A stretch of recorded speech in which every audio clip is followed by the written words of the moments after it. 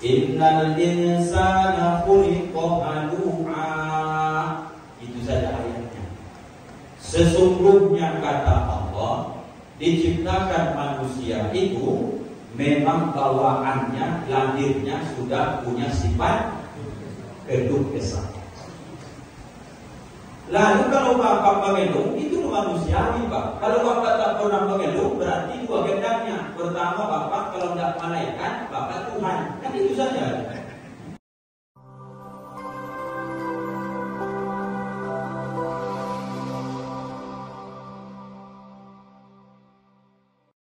Assalamualaikum warahmatullahi wabarakatuh.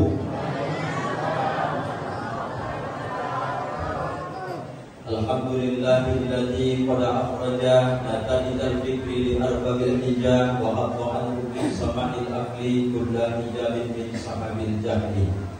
Yang terhormat yang mulia para asatidz, ustadzah, para alim, para ulama, tokoh masyarakat yang imamah dan pandai, bapak-bapak, ibu-ibu, hadirin wal hadirat, mudah-mudahan kita semua hamba-hamba yang dipilih Allah istiqomah melakukan amal-amal soleh, asbab ini besok kita bertemu kembali di dalam surga. Amin ya rabbal alamin.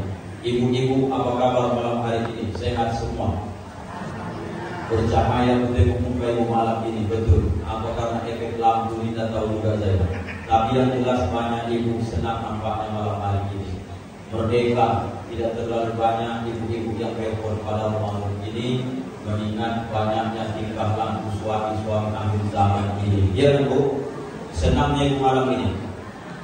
Masih kurang lagi, masih kurang senang. Bapak-bapak, apa kabar Pak? Sehat semua? Malam 1 Ramadan Bapak Ibu, begini tak ramainya Al-Ikhlas ini. Ini ada kemajuan kan? Yang maju pusatnya kan begitu. Ini semakin Bapak Ibu makin hari setiap tahun, beginilah keadaan umat ini sampai hari kiamat. Maksudnya Pak Ustaz, Bapak Ibu kalau bahasa orang Medannya, besok yang akan dimasak seorang ibu yang bisa menjadi nasi supaya enak dimakan, itu terlebih dahulu dari seleksi yang sangat ketat.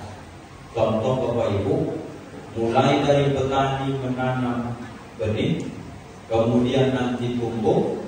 Apakah semua padi yang tumbuh kemudian menjadi bulir-bulir padi itu bisa dimakan? Belum tentu. Masukkan dulu ke mesin penggiling padi. Sampai mesin penggiling padi Bapak Ibu, dikupaslah kulit tadi. Ada yang terpotong, ada yang utuh. Maka dimasukkanlah ke mesin, ada semacam tong besar Bapak Ibu. Kalau di kampung kami di Medan namanya semacam tong setan, kuat anginnya dibuat. Maka tidak semua bisa bertahan. Yang terbang itu gagal dimakan ayam. Ada lagi yang tak dimakan apa-apa, busuk dimakan cacing tanah. Yang bisa ini terus bertahan, sehingga yang punya beras tadi senang sampai di rumah, kemudian Bapak Ibu barulah sampai ke tangan ibu-ibu. Sampai di tangan ibu-ibu, dimasukkan pakai petikok, dicuci, dimasak, baru kita makan dengan lahap kita baca Allahumma barik lana bima razaqtana wa qina azabannar. Itu doa mau makan. Dari semangatnya Bapak Ibu baca doa ini, rasanya habis tarawih witir ada makannya, iya kan Pak? Ada makannya di rumah masing-masing. Itu yang lebih tepatnya. Dalam Ramadan pun Bapak Ibu dianalogikan, dikiaskan, kalau bahasa kitabnya begitulah kita ini. Mulai dari awal Ramadan ikut, hari kedua mulai agak-agak goyang keimanan, hari ketiga mulai banyak godaan, sampai nanti Bapak Ibu malam 20 ke atas, di situ lebih banyak godaannya. Padahal kita tahu menurut ulama yang paling ijtimah, ulama itu yang paling sahih, bahwa Lailatul Qadar yang 83 tahun 4 bulan itu, malam Lailatul Qadar itu 10 malam terakhir. Tapi banyak orang 10 terakhir besok ini sudah banyak yang minta izin. Ibu-ibu bukan Lailatul Qadar yang dia kejar, yang dia kejar adalah Lailatul Bakar. Jadi kue pula Lailatul Bakar. Asal membakar saja kerjanya. Pastikan jangan ikut Bapak Ibu dalam bagian itu. Fokuskan saja. Sebulannya dalam setahun Ramadan. Tak ada pun di rumah kue lebaran. Lebaran tetap datang, Syawal tetap datang. Dan ada pun baju lebaran mungkin yang baru, nggak ada segala macam, Syawal tetap tak pernah diundur tiap tahun. Fokus saja beribadah. Yang tak pasti kita tahun ini belum jelas masih hidup nggak ke bulan Syawal, apalagi Ramadan tahun depan. Judul malam hari ini sesuai dengan yang kami sampaikan ke masjid-masjid untuk Idharah Kemakmuran Masjid Indonesia atau IPMI Kabupaten Rokan Hulu. Malam ini malam ke-8 Bapak Ibu. Judulnya adalah Jangan Mengeluh. Itu judulnya. Apa judulnya Ibu? Jangan mengeluh. Ibu sehari semalam berapa kali Ibu mengeluh? Bapak sering tak mengeluh? Jangankan Bapak, saya pun sering mengeluh. Pertanyaannya, salah nggak mengeluh? Itu dulu. Salah nggak mengeluh? Oh, Pak, aku nggak nyangka kayak ini jadinya. Dulu sebelum kita nikah baik kali kau tengok. Sekarang ketiga anak, rubah kau macam Fir'aun kau tengok sekarang. Mengeluh deh, mengeluh kan?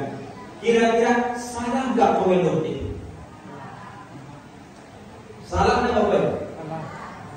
Supaya kita dapat jawaban yang paling tepat, kita tanya ayah kita Pak Haji Gopar. Pak Haji, salah nggak mengeluh? Salah deh. Kita tengok dulu ya. Buka nanti dalam surah Al-Ma'arij ayat ke-19 supaya kita mendudukan hukum, jangan kita karang-karang. Innal insana khuliqa halu'a. Itu saja ayatnya. Sesungguhnya kata Allah, diciptakan manusia itu memang bawaannya, lahirnya sudah punya sifat keluh kesah. Lalu kalau Bapak mengeluh, itu manusiawi Pak. Kalau Bapak tak pernah mengeluh, berarti dua kehendaknya. Pertama Bapak kalau tidak malaikat, Bapak Tuhan. Kan itu saja. Kira-kira ayam ada keluhannya Pak? Dia kan hebat tuh binatang. Ada keluhan ayam? Ada Bapak Ibu. Pagi-pagi ini sudah masih mencari mondar-mandir, cepat tak dapat makanan, ribut dia. Kambing, ada keluhannya Bapak Ibu? Banyak, asal terlambat dapat lepas, katanya. Ngeluh Pak. Lembu, terlagi Idul Adha, Dzulhijjah, ada nggak keluhan lembu Pak? Rupanya Pak, memang sifat bawaan kita jadi suka mengeluh. Bapak dulu belum ada sawit, belum ada duit, masih sehat-sehat macam seorang putih inilah kira-kira umur Bapak contohnya dulu 34 tahun, masih semangat-semangatnya. Lalu seusia saya nih Pak, apa kira-kira keluhan saya yang biasa? Pengen punya rumah, duitnya tak ada. Pengen punya kebun sawit, beli kebun tak ada. Apa masalah saya sekarang contohnya di umur 34 tahun? Banyak keinginan, tapi duit tak ada. Di mana keluhan saya? Duit. Iya kan Bapak Ibu? Contoh ini, bukan itu maksudnya, contohnya saja. Seumuran bapak-bapak ini umur 50 ke atas, keluhan bapak tak duit lagi, berubah lagi. Apa keluhan Bapak Ibu? Sawit yang ditanam sudah berbuah. Keluhan Bapak Ibu malam ini adalah rematik. Kenapa Ibu malu-malu? Rematik keluhan Bapak Ibu malam ini. Atau Ibu mungkin kalau tidak mengeluh rematik, paling tidak kena asam lambung. Makan yang manis-manis naik gula, makan yang berlemak naik kolesterol, makan lagi nanti yang semacam asam-asam, bukan lagi asam lambung, buka dia. Keluhan Bapak Ibu hari ini adalah penyakit. Begitu Pak.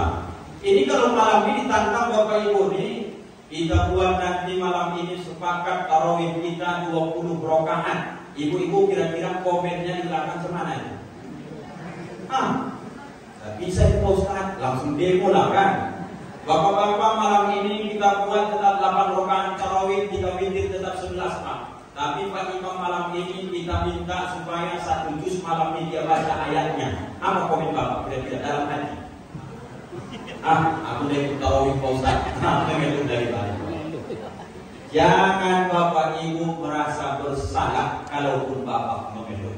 Apa sebab? Dari awalnya kakek kita Adam pun waktu di surga, belum di dunia, dia pun sudah pertama kali mengeluh kepada Allah. Adakah keluhan dari Adam Bapak Ibu? Ada. Apa kata dia? Ya Allah, nikmatnya surga ini, tapi kenikmatan surga tidak sempurna. Tak ada kawan bercerita. Aku bingung nih, aku punya syahwat, aku punya nafsu, tapi tak ada aku tengok yang mirip dengan saya. Adapun bidadari dia apa? Tak ada nafsunya. Pun apa sama saya? Kira-kira begitulah keluhan kakek kita. Maka saya paham ada keluhan kau kita. Diciptakanlah dari tulang rusuk Adam, itulah nenek kita Siti Hawa. Adam pun mengeluh, padahal di surga Bapak Ibu, apa aja orang bertampung atas. Dapat tetangga pula yang asik bunyikan musik kuat-kuat, cuma ada mengeluh Pak. Atau Bapak di kota atas ni asik mondar mandir kadang-kadang Pak tengok jam, buka-buka juga. Dia mukhlisin sudah punya target, dia ikhlas belum lagi. Ording Bapak di kota atas ni, mengeluh tak? Mengeluh Bapak. Kakek kita mengeluh juga, tak apa. Kemudian datang Hawa, apakah mengeluh juga? Mengeluh. Apa keluhan Siti Hawa? Setelah dibujuk iblis makan buah kuldi, maka dia mengeluhkan dia terlanjur buat dosa. Bang Adam kata dia, bukan dalam sapaan. Nah, tidak ada kelihatan. Adam alaihissalam, Nabi Adam. Bang Adam kata Siti Hawa, aku sudah terlanjur dibujuk rayu ditipu iblis tu. Kata dia, kuldi itu artinya kekal. Allah larang mendekati apalagi memakannya. Kata iblis yang menyamar jadi nenek tua, kakek tua itu, kata dia, kalian tertipu. Justru kalau kalian makanlah, makanya kalian kekal. Kalau tak kalian makan, kalian terusir. Ia juga kata Siti Hawa, waktu Adam masih tidur, dimakan dalam buah kuldi tadi. Setelah dimakan buah kuldi, maka kemudian tertawalah iblis yang menyamar jadi kakek tua tadi, dimakrifatkan Siti Hawa, maka jadilah mohon maaf pertanda bagi perempuan hari ini. Orang Indonesia menyebut biarpun sudah terlanjur buat dosa makan buah kuldi, tetap juga untunglah. Ya Bu, sempat tadi makan Siti Hawa buah kuldi itu, lahir anak cuma yang ngasih susunya. Kan untung juga ya Bu, untung juga. Mengadu dia, Bang Adam kata Siti Hawa, aku sudah terlanjur makan buah kuldi. Rupanya iblis yang menggoda saya itu, barulah dia katakan setelah dia tertawa, sudah kujebak aku dia musuh suamimu yang dari dulu semenjak dia diciptakan. Jadi bagaimana aku ini? Kamu akan terusir ke dunia dan kamu akan menikah dengan saya. Apa kata Siti Hawa? Tak mungkin aku menikah dengan kakek jelek macam kau ini, kata dia. Kalau kau tak mau nikah samaku, maka pergi goda Adam supaya dia makan buah kuldi. Baru nanti kalian sama-sama terusir dari surga, masih tetap kalian bersama di dunia. Masuk di pikiran Hawa, datanglah dia mengeluh, Bang Adam, aku sudah terlanjur makan buah kuldi, aku akan terusir dari surga ini. Apa kata Adam? Sudah aku sampaikan jangan dekat-dekat apalagi makannya, kenapa kau makan lagi? Kata Siti Hawa, begitulah kau Bang. Dulu sebelum aku jelek macam sekarang ini, dulu kau puji-puji aku betul. Sekarang sudah banyak kenangan-kenangan ini, udah tua, udah perak, kau tengok, kau ejek-ejek aku. Dan apa Bang? Tandai dan kau itu. Kata Adam begitu. Bentarlah, aku mikir dulu kata Adam. Sambil pikir Nabi Adam diambil Hawa dalam riwayat tubuh itu satu, disumpahkannya ke mulut Adam. Terkejut Adam, ditekankan langsung, terkejut masukkan di sini Pak. Dimakrifatkan, kentallah buah kuldi sampai sini. Yang dibawa itu ceritanya. Harus yakin lah, Ustaz yang berceramah nih Bang. Lalu dimakrifatkan Adam, kemudian jatuh di sini. Maka semua laki-laki ada yang punya di sini, terutama yang kurus-kurus. Apakah itu Pak? mengeluh Adam, mengeluh Hawa, tercampak dari surga. Turun ke bawahnya lagi. Kira-kira Bapak Ibu yang paling kita kenal siapa yang dipuji Allah dengan penyakit kurang lebih 8 tahun? Nabi Ayub alaihissalam. Diabadikan Allah dalam Al-Quran. Nabi Ayub juga Bapak Ibu mengeluh kepada Allah. Tapi keluhannya tengok nanti kesimpulannya. Nabi Ayub, setiap Bapak Ibu belatung ataupun ulat yang makan padanya ini, dia hanya minta sama Allah, ya Allah, yang 2 hal ini saja jangan mereka makan, lidahku dengan hatiku. Setiap jatuh belatung diambilnya. Apa kata Nabi Ayub? Belatung, kau makan rezeki yang sudah ditentukan oleh Allah. Yang 2 ini jangan, kata Nabi Ayub.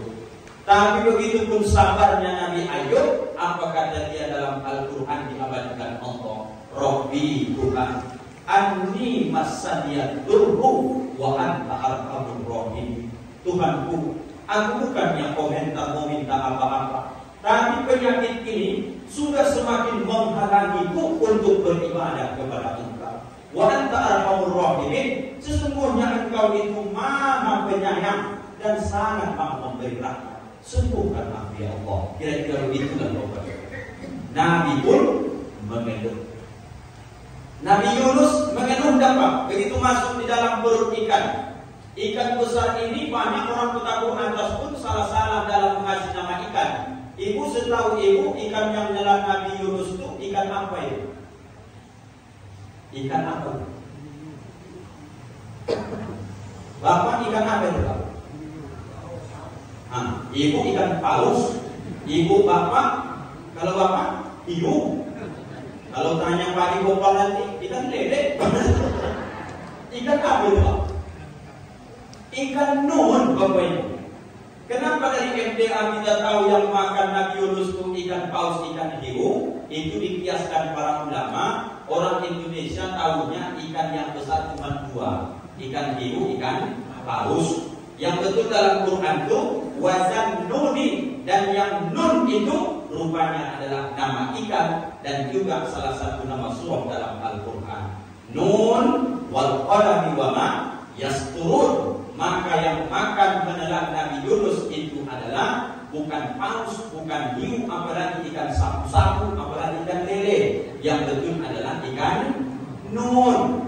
Masuk dalam perut ikan, apa kata para ulama? 3 kegelapan dialami Nabi Yunus, kegelapan dalam perut ikan, kegelapan di dasar laut, kegelapan di tengah-tengah malam. Apa kata Nabi Yunus dalam perut ikan? La ilaha illa anta subhanaka inni kuntu minadh dhalimin. La ilaha illa anta, tidak ada Tuhan kecuali Engkau, subhanaka, maha suci kamu ya Allah. Inni kuntu, sesungguhnya aku, minadh dhalimin, termasuk orang-orang yang sudah berbuat dosa. Keluhan ini Nabi Yunus juga sampaikan 40 hari 40 malam dalam perut ikan. Terakhir contohnya, Nabi Muhammad Bapak Ibu, pernah tak Bapak mendengar Nabi juga pernah mengeluh? Pernah tak Bapak Ibu? Ketika Nabi sudah berangkat ke Taif, sejarah sebelum berangkat Isra Mi'raj, rupanya Nabi Muhammad sampai di Taif, dilempar orang Taif, dikumpulkan anak-anak, orang jinak, dilempar pakai kotoran unta. Tercatat dalam sejarah 3 yang berdarah di tubuh Nabi yang mulia. Yang pertama kena di pelipis Nabi, mengalir darah. Yang kedua kena geraham Nabi, patah tangkal gigi Nabi. Yang ketiga tumit Nabi. Itu riwayat yang paling sahih. Lalu kemudian Nabi dalam riwayat itu kemudian mundur. Setelah itu beliau berkeliling. Ada yang mengatakan di balik gunung, ada mengatakan di balik pohon besar, berlindung dari temparan anak kecil dan orang gila orang Taif. Lalu datanglah malaikat menjaga gunung. Apa tawarannya? Muhammad, sekarang kau telah dihina, dicaci, dimaki, dilempar, dihinakan oleh orang Taif. Tunjuk gunung mana yang kau inginkan supaya ku cabut, ku campakkan ke orang Taif supaya mati mereka semua ini. Coba bayangkan Pak, apa jawaban Nabi Muhammad ketika itu? dia langsung angkat tangan, dia kata dalam hadis, Allahumma ya Allah, Allahumma di qaumi, Allahumma ya Allah, ihdi qaumi. Kalimat ihdi itu ada dalam surah Fatihah, ihdinas siratal mustaqim. Ihdi itu adalah hada, petunjuk. Allahumma di qaumi, ya Allah, tunjukilah kaumku ini, fa innahum la ya'lamun, maka sesungguhnya mereka karena belum tahu siapa aku ini sebenarnya, kata Nabi Muhammad sallallahu alaihi wasallam. Tengoklah dari urutan Adam sampai urutan Nabi Ayub, sampai urutan sampai Nabi Yunus, sampai urutannya ke Nabi Muhammad. Semua nabi-nabi dan rasul mengalami kesulitan hidup juga. Ada keluhan-keluhan yang mereka sampaikan, tapi mereka tak pernah mengeluhkan permasalahan hidup kepada manusia. Ibu semiskin-miskinnya dikatakan atas, jangan pernah kau nampakkan kau miskin, apalagi sampai kau mengemisah orang. Itu maksud ceramah ini. Karena manusia ini semakin kita ceritakan kesulitan kita sama orang, dua saja jawabannya. Yang pertama, ada yang pura-pura simpati. Yang kedua, ada dalam hatinya ngejek kita. Solusi tak dapat juga. Contoh, saya curhat nih sama Pak Imam. Pak Imam, pinjamkan aku duit 50.000. Aku susah kan. Anakku minum susu tak ada pilihnya, beras besok pun untuk sambal tak ada. Tolonglah Pak Imam. Pak Imam baik hatinya. Dia tengok saya, Ustaz, saya tidak punya duit juga, tapi saya doakan Ustaz, semoga Ustaz dapat solusi nanti. Saya kasih Ustaz tunjuk ya, pergi Ustaz ke rumah Pak Adam Sapaan, banyak duit situ Pak Ustaz, kata Pak Imam. Bisa nggak manusia kasih solusi? Kalau sampai hati Pak Imam juga senang menengok kesusahan saya, muncul masalah kedua. Besoknya jumpa beliau dengan Pak Haji Kopar. Apa kata Pak Imam? Pak Haji, ya, semalam seorang putih pinjam duit sama saya. Gayanya dia macam kayak itu, tak ada duitnya. 50.000 semalam mau dia pinjam, tak ada duit susu anaknya lagi. Sampailah aib saya dari Pak Imam ke orang tua kita Pak Haji Kopar, sampai ke Pak Haji Kopar nanti jumpa dengan kawan di Kedek, cerita lagi. Di sinilah letak kehinaan kita dalam hidup di Bapak ini. Maka wajar Nabi mengajarkan kepada kita, yadul ulya khairun, tangan di atas itu lebih mulia, min yadus sufla, daripada tangan di bawah yang meminta. Itu sangat rendah, sangat hina Bapak ini. Kesimpulan, tahan kesulitanmu.